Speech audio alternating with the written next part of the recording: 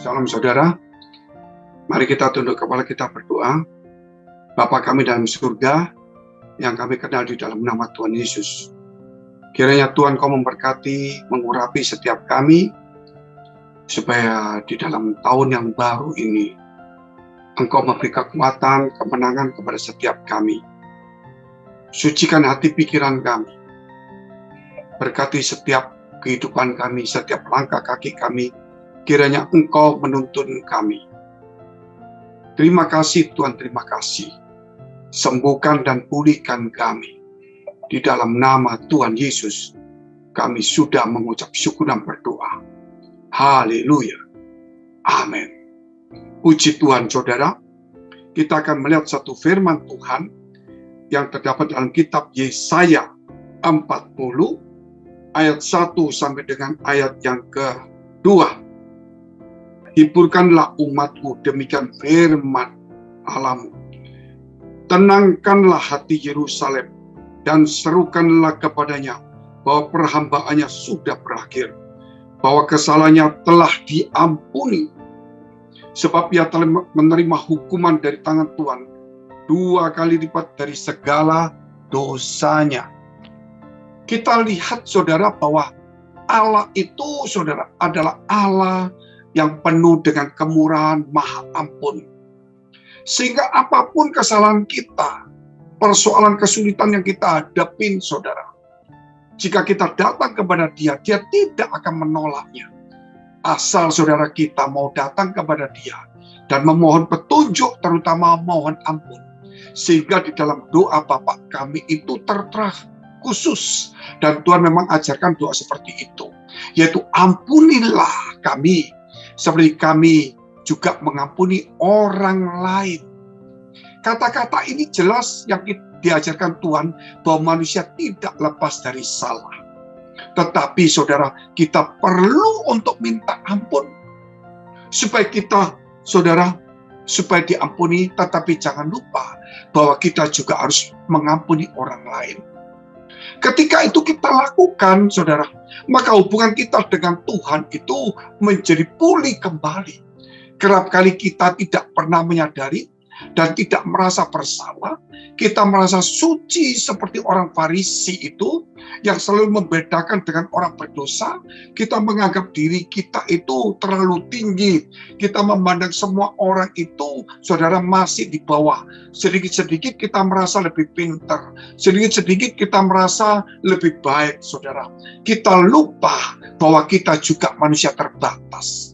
Ketika kita mengangkat diri kita menjadi sepertinya hakim, merasa diri kita benar dan baik, saudara, disitulah letaknya kita perlu minta ampun. Karena kita, saudara, merasa diri kita menjadi orang yang terbaik, kita lupa bahwa kita ini orang terbatas. Sebab itu kita pakai doa Bapa kami itu, itulah yang membuat doa kita atau hubungan kita dengan Tuhan itu mulai terbuka. Ketika kita pakai doa Bapa kami. Sebab doa Bapa kami itu satu. Itu yang memang, saudara, diajarkan Yesus. Kedua, dan isinya itu, semua isinya adalah, saudara, dari Tuhan. Dan ketika kita lihat di situ, bagaimana doa Bapa kami adalah satu hubungan yang akrab. Dan yang keempat, kita menyadari bahwa kita orang berdosa.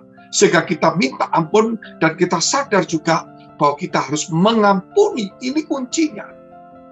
Dari situlah dikatakan bahwa kita akan dihiburkan. Kata Tuhan, hiburkanlah umatku. Demikian firman Allah. Hari ini kita yang punya masalah persoalan tantangan, percayalah, penghiburan bukan datang dari dunia, bukan datang dari orang-orang sesama kita, tetapi hiburan datang dari tempat maha tinggi. Dan dikatakan, tenangkanlah hati Yerusalem dan serukan kepadanya bahwa perhambaannya sudah berakhir, bahwa kesalahannya telah diampuni. Jadi perhambaannya maksudnya tekanan-tekanan, persoalan-persoalan, masalah-masalah, penyakit-penyakit. Jikalau saudara, kalau kita serahkan kepada Tuhan, maka Tuhan katakan sudah berakhir. Firman Tuhan yang menentukan.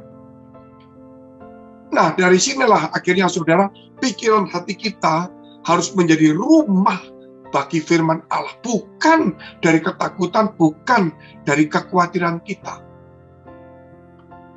Sebab itu saudara, jangan sampai pikiran dan hati kita, saudara, yang Tuhan berikan kepada kita, supaya kita ini mengisinya dengan kebenaran, dan yang tidak kebenaran kita buang. Tetapi kita tidak menjaga dengan baik. Sehingga bukan firman yang kita masukkan dalam pikiran kita, bukan firman yang masukkan dalam hati kita, tapi kerap kali dunia, ketakutan, kesalahan, kekecewaan, sakit hati, kebencian, itu kita masukkan dan kemudian kita buai. Seharusnya saudara kita tahu bahwa ketakutan, kekhawatiran, kecemasan, kekecewaan, sakit hati itu adalah penjahat-penjahat, perampok-perampok yang merampok damai sejahtera kita, yang merampok sukacita kita, yang merusakkan hubungan kita dengan Tuhan. Lah itu kita harus buang, kita harus tolak.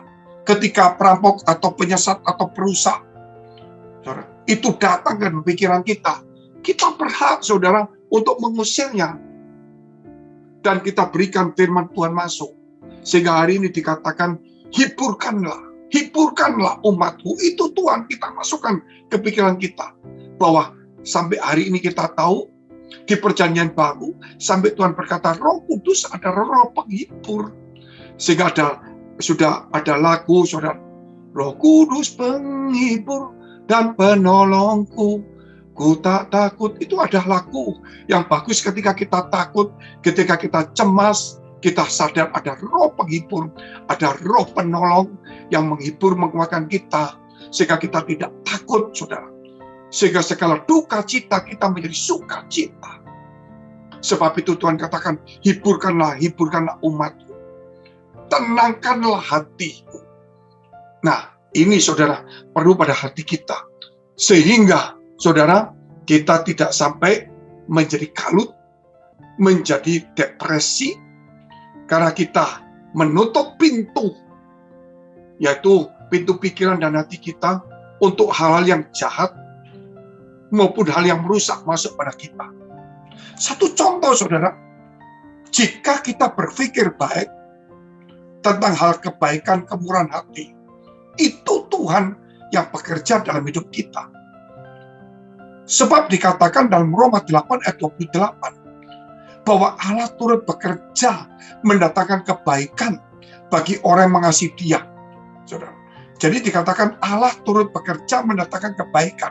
Jika hal yang baik, yang positif, yang berguna, yang membangun, saudara, itu pasti dikerjakan Allah dalam hidup kita. Tetapi hal yang jahat, itu dikerjakan oleh setan. Sehingga kita mesti buang pikiran jahat itu. Jangan masuk. Kenapa saya katakan demikian? Karena di dunia ini, saudara, kita lihat ada disebutkan roh-roh jahat.